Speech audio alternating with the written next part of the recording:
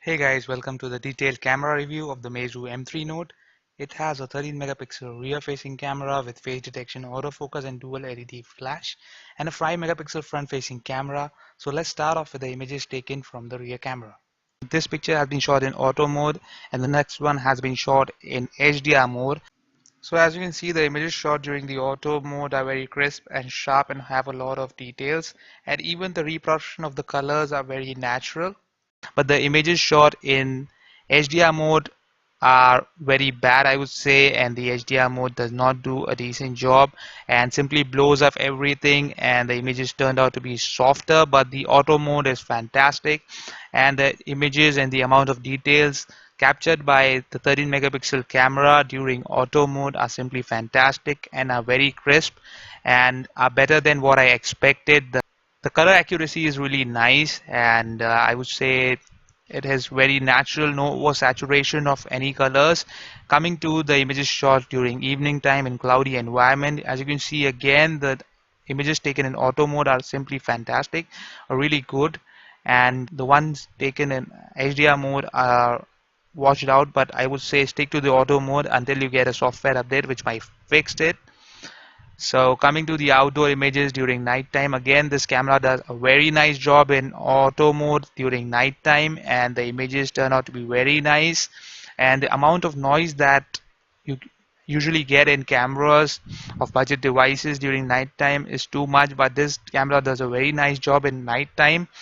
Now coming to indoors during daytime and artificial lighting, again this camera does a really nice job, and even the HDR mode here does a really nice job, which was doing a very bad job in the outdoor environment, but the HDR does a decent job here, and you get really nice details with pictures during daytime in indoor lighting condition, which is artificial lighting condition. And coming to indoors during nighttime in artificial lighting, again you get some really nice shots. The amount of noise is very less. There is some kind of noise in there in the pictures, but it is very nice and more than what I expected from this camera.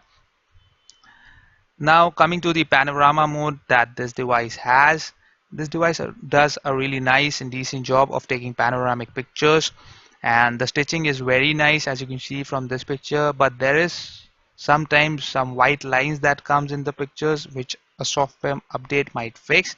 I think this is due to the sun shining above and the cloudy environment. The camera is probably getting confused. I don't know what is happening there, but I think that Meizu will fix it in the coming software updates because it's not there in all the pictures.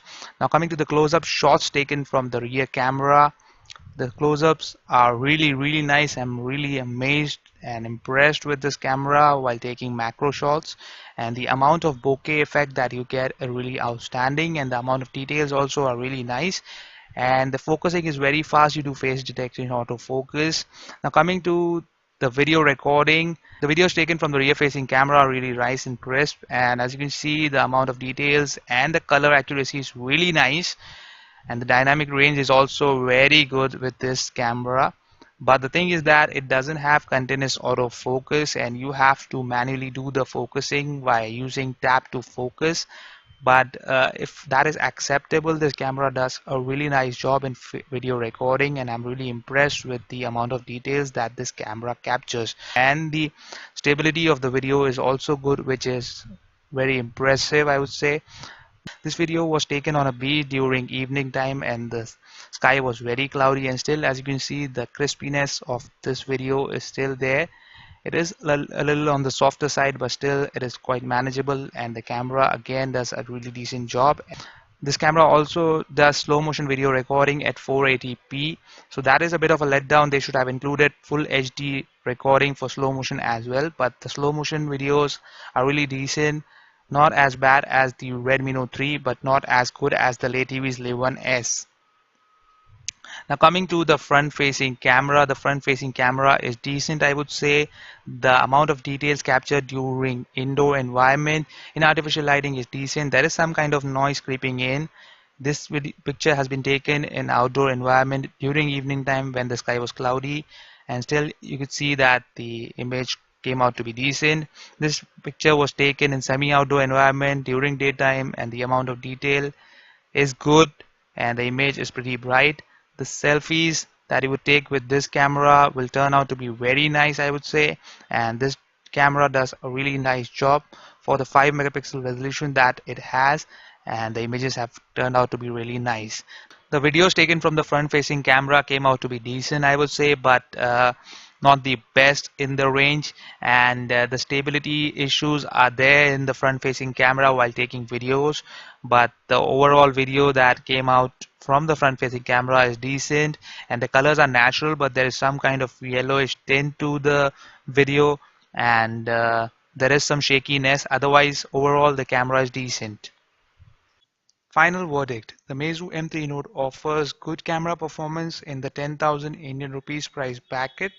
With a few software updates, the camera performance might improve as well. Check out the description for links to more videos on the Meizu M3 Note.